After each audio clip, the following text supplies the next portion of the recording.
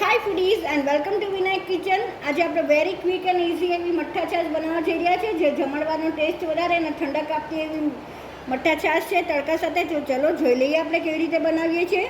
આપણે 1 કપ ઘટ દહીં લઈ લેવાનું છે. સાથે એમાં આપણે 1 ટીસ્પૂન આપણે ફુદીનાની લીલી ચટણી જે બનાવીએ છીએ ચાટ માટેની જે છે એ છે 1 ટીસ્પૂન. સ્વાદ અનુસાર આપણે સંચળ લઈશું.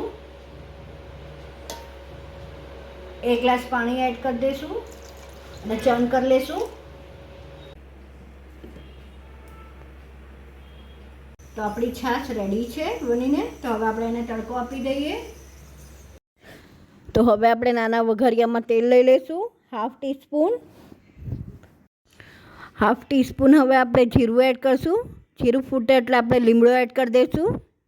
તો બે લીમડો એડ કરીને આપણે છાશમાં વઘાર એડ કરી દઈશું. તો વઘાર પોર કરી દઈશું, મિક્સ કરીને સાથે સર્વ બી કરી દઈશું. હવે આપણે તો હવે સર્વ કરી દઈશું. આપણે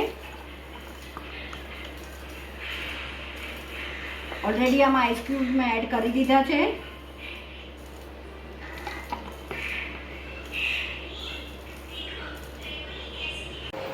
આપણો જમણવારમાં ટેસ્ટ વધારતી એવી આપણી મઠ્ઠા છાશ રેડી છે તડકા સાથે. આઈ વિશ તમે મારી આ રેસીપી ગમી હશે. જો ગમી હોય તો લાઇક શેર અને સબસ્ક્રાઈબ કરવા ન ભૂલતા. બસ આવી જ નવીન રેસીપી સાથે આપણે ફરીથી મળતા રહીશું. Till then by, take care.